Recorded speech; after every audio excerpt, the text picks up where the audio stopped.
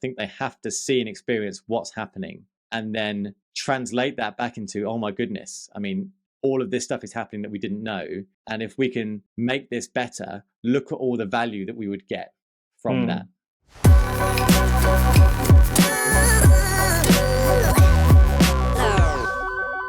I guess just switching gears slightly, just going back to what you said about, the cultural stuff, maybe HR is not the right place for it to sit.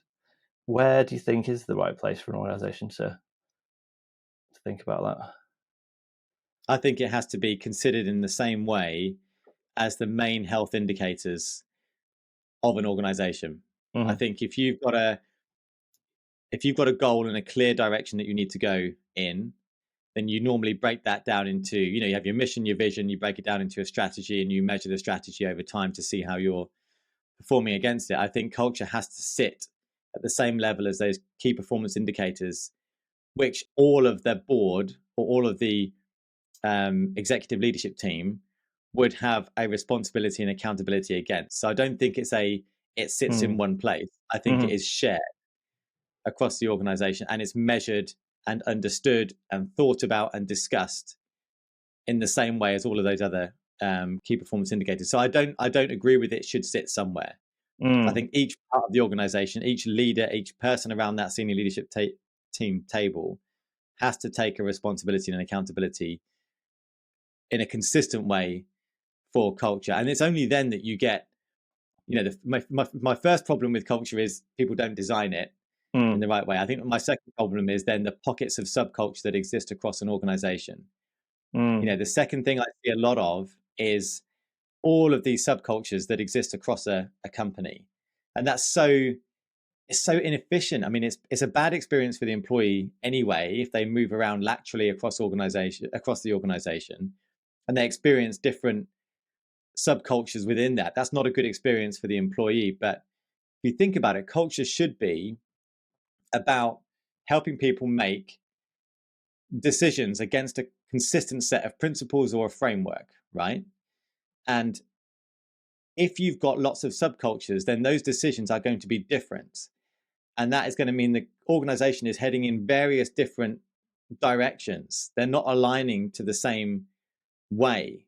And that's just so inefficient.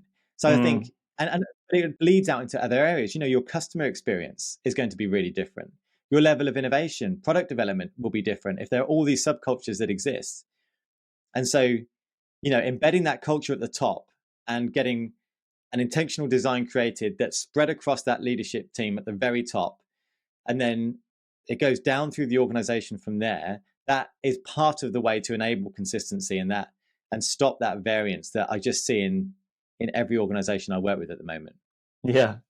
I mean, I can think of some subcultures, definitely. It's really interesting how they persist even when all the people have changed. It's like there's I think of one sales team that was known for like being negative and hating new stuff, and even over the 15 years I was in my sort of corporate career, it was still the same team, even though none of the people were the same, but that culture still persisted. And like you say, I think it'd be really jarring. It's probably the wrong word, but just creates a lot of conflict. So I remember when there was like a new supply chain director, and he was like came in externally, and he's absolutely ruthless. The company in general was a really nice place to work and won loads of awards. But then, like, if you worked in supply chain, you were like, absolutely battered, hammered for results. Really, trying to be more efficient and struggling for time. So, like, if a supply chain person needed to go in a meeting with marketing, the marketing's, like the stereotypical, like, loads of fluffy stuff, let's have a chat type culture coming into the meeting, and the supply chain person's coming like, I'm absolutely battered, I'm so stressed. Like, what do you want? Well, just tell me what you need and I'll do it, but I don't want to talk. And you just can't then have a cohesive company culture, like you say. Like, if the company wants, then you've got HR, like, it's probably not the right place for it to sit, but like trying to be, I want it to be a really nice place to work, and they're naffing off to get their awards and things, and then the supply chain people actually get absolutely battered. It's like, just creates that us them subculture and sort of makes it persist a bit more. Thing is, that is so apparent, isn't it? I'm working with some wonderful organizations at the moment that are really intentionally trying to change that, because I think it's natural to exist, right? In any in any in any scenario, what often happens is you go into a situation where there are a group of people, and you'll try and create an us. You'll try and find your tribe, right? It's completely, very normal psychology for you to do that. And one of the strongest way to bind yourselves as an us is to create a them. And so then all this stuff like confirmation bias, etc., comes through, where you look for the things that make you similar. If I walked into, I don't know, an event, right? And so I'm the only person from my company at this event, and I feel immediately a bit exposed. Like, there's 100 people here, I don't know anybody. I will look for my tribe. Let's say me and you started talking, and you mentioned you had kids. I would latch onto that. We're the same. We have a knowledge of technology. We have young kids. I can see all the things that are similar about us. And then we might be at this event, and then somebody, I don't know, might be a bit disruptive when they ask a question or something like that. Then we might be sat together and kind of saying, oh, listen to them moaning about X, Y, and Z. We create an us and a them, right? And that binds us more because we've identified a them. Yeah. And this happens in organizations all the time. And it's the weird thing I see, Gavin, about this is that organizations almost perpetuate this, especially sales organizations. They'll put the various teams up on the leaderboard and say, right, this team is doing better than this team. And it creates this inter competition in the company, which to a degree might be useful in a sales organization, but it will stop any kind of collaboration between those parts of the business. It's much healthier to find a them that's outside of their business. If you're sat in Microsoft in a sales team, find the Google sales team that's equivalent, put them up on a screen. That is your them. We are us. We are competing with them. But I don't see organizations do that. Yeah, that's interesting. Yeah, why do you think they don't do it more often? Because it's like most things, I guess, until it's pointed out to you, like it's a really simple solution. Yeah. Which I guess you don't think of. And I think we as you go through your career, you often just bring with you the lessons that you've learned along the way. And so, especially when you move up into leadership roles, I think it's really natural to think about the good leaders you had, people you perceived as good, people that, didn't necessarily have the leadership qualities or didn't resonate with you in the way that you'd hoped. And then you bring those qualities with you. But I think leadership, management, and organizational structure is quite traditional and is very slow to change on aggregate. And so, it's not obvious or easy to bring those new ways of doing things into a company. There's companies that invest in their leadership, in their management, and then they put them onto courses, etc. That's a great way of bringing in new ideas and helping those managers think differently, because the easiest thing to do is just do what the predecessor did or what you've always known to have done. So I think bringing in ideas like that is not an easy thing for managers and leaders to do, especially if you're, a first-time manager. Coming in with something like that that's a bit disruptive, a bit different, is probably not going to be the first thing that you do. Yeah, true. I don't know how old you are, but I'm presuming we're of similar age. But that's because I think that anyone that is older than 25 is the same age as me, all the way up to 70. But I guess over your career, I don't know if you've found that, just thinking about HR, like owning culture a bit, it seemed like, to me at least, that in general they did a better job of that like 20 years ago. When I started, it seemed like HR had the employees' best interests at heart. Like remember like being recruited, and the guy that did helped do the interview was in HR, and he used to wander around. Everyone knew his name. He'd go around checking everyone's okay, and you could go to him for a confidential chat. And it felt like it was more employee focused. And I guess over the years, it felt like that had and they were concerned about your development and would help you with your career path. And it felt like that had if it was slow or fast, change into like, well, HR's protecting the company. And I don't know if it's just because I got more savvy as the older I got in my career, but it felt like there's a definite shift to like, well, the HR's protecting the company, more like lawyers. But then they still retained some of the training and development stuff. So it seemed like there's like even within HR, it seemed a bit conflicted, which maybe, I don't know if you've had the same thing. I'd not thought about it like that, but like a paradox, isn't it, I guess, in the way that you describe that. I mean, my experience of HR is similar in that they are set up to protect the company first and foremost, and then everything else comes underneath that. But I do, you know, I know some wonderful HR professionals that have so much knowledge and value that they could bring, but it's almost their main problem is translating that into business value that the people they report into will listen to, and then enable them to do the job that they probably want to be doing, but aren't able to do because they're being forced into this, you know, function. So it's actually, it reminded me of a conference I did go to when I switched. So all my career probably been the same as you, Gavin, to lots of technical conferences and loads of these type of events, which were great and I loved it. But there was always quite a consistent theme I found in that there'd be these amazingly gifted technical people that would be showing this incredible, you know, product that they'd made, and then all the different things it could do. But whenever it got to networking or kind of Q&A at the end of these conferences, it always came back to the same type of problem, which was how do we help other parts of the business understand the value that we bring with technology, because they're not getting it. And I remember going to my first culture, people, HR type one when I moved, you know, industry. And I was so excited, Gavin. I was like, this is going to be amazing. I'm going to go through all this, like, you know, culture stuff and these amazing things that organizations are doing. But there was so many similarities. You know, these incredible kind of psychologists, business psychologists, HR professionals are talking about this research they've done and the models that they've created or the things that they're doing, highlighting all this technical work, you know, based on the research that they've done. And how valid their data set was that enabled them to build this model.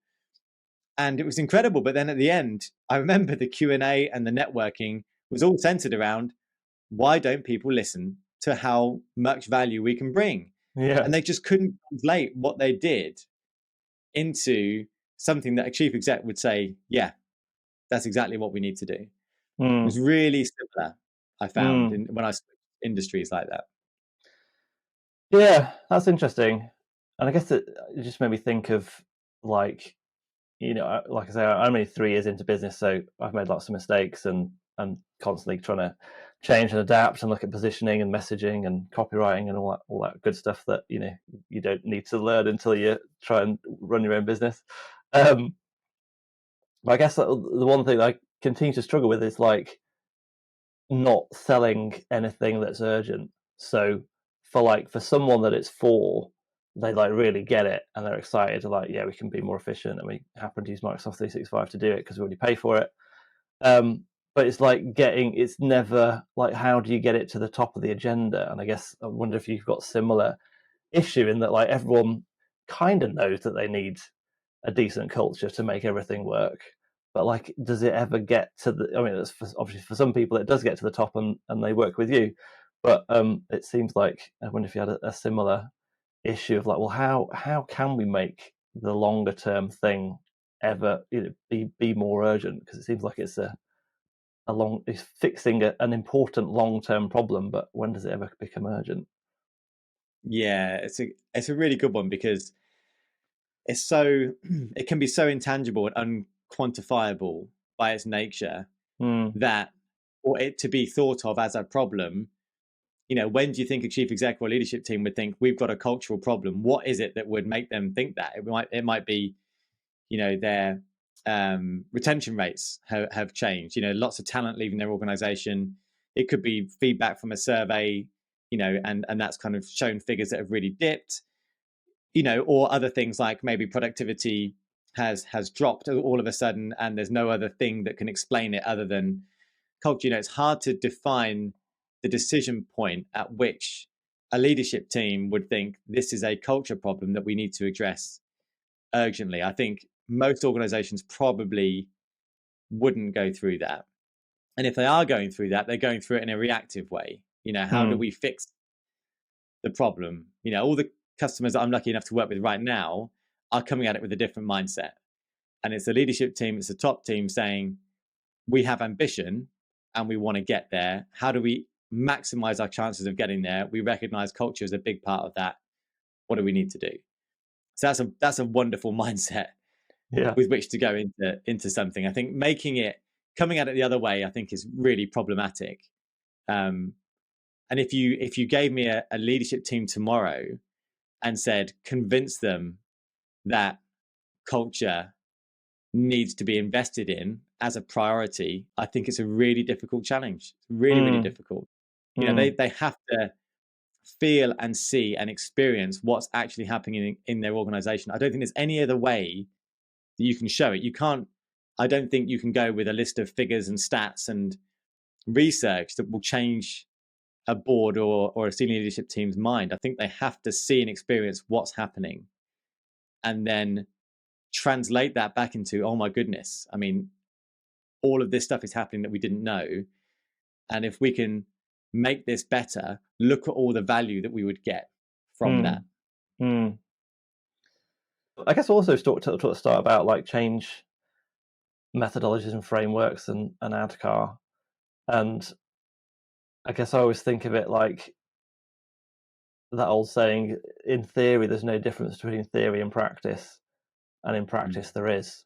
Which I'm presuming is the same with strategy. Like there's lots of different models and things, but it's not until you actually start doing it that probably you find that actually the models aren't quite as useful as maybe what you offer.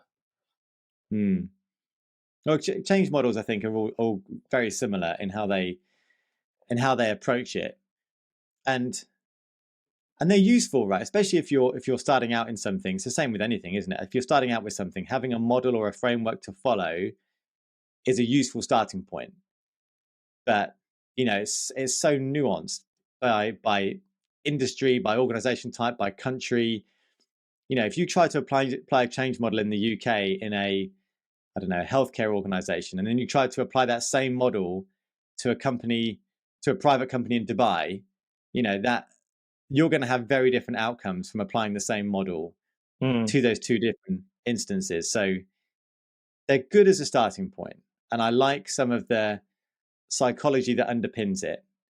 For example, one of the things I think is really strong in change models is they always say, don't try and change everybody. You are not going to change the whole organization. What you need to aim for is a critical mass. And after studying behavioral science for a year, I do recognize how important social norms are in changing somebody's behavior. You've all seen that video probably of the crazy guy at the festival that's dancing on his own. Have you seen this? Right? Yeah. And then a few people go and join him and it's all funny and everybody's laughing.